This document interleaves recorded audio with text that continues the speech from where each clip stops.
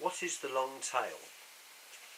The theory of the long tail is that our culture and economy is increasingly shifting away from a focus on a relatively small number of hits, mainstream products and markets, at the head of the demand curve and towards a huge number of niches in the tail. As the costs of production and distribution fall, especially online, there is now less need to lump products and consumers into one-size-fits-all containers.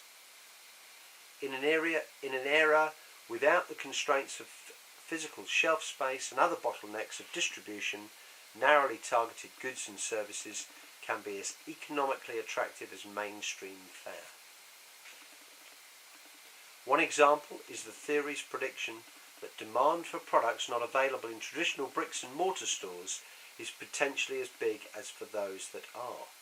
The same is true for video, not available on broadcast TV on any given day, and songs not played on radio.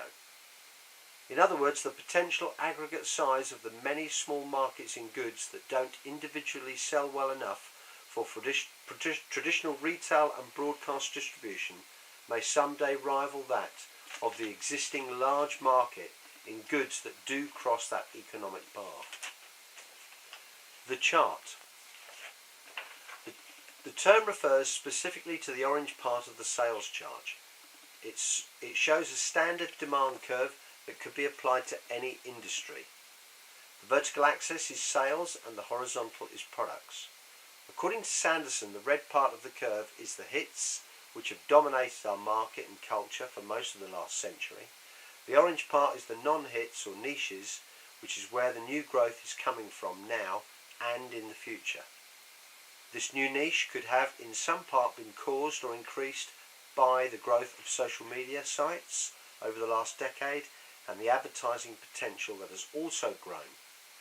This is through user reviews or shares, advert space on pages, personalised adverts based on what users have previously talked about, shared or visited, and the You May Also Like tool that sites can use and larger proportions of product and companies can make use of.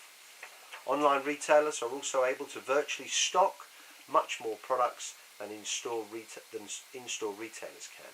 Therefore, niche products are no longer neglected and pushed aside by bigger companies as they cannot afford physical shelf space in shops.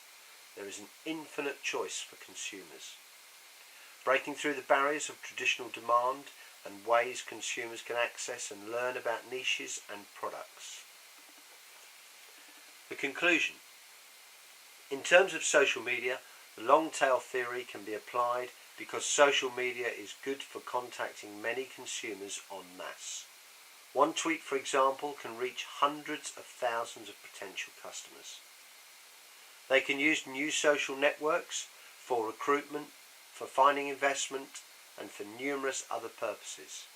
They reach an audience online that they may not reach in newspapers or television or radio, for example.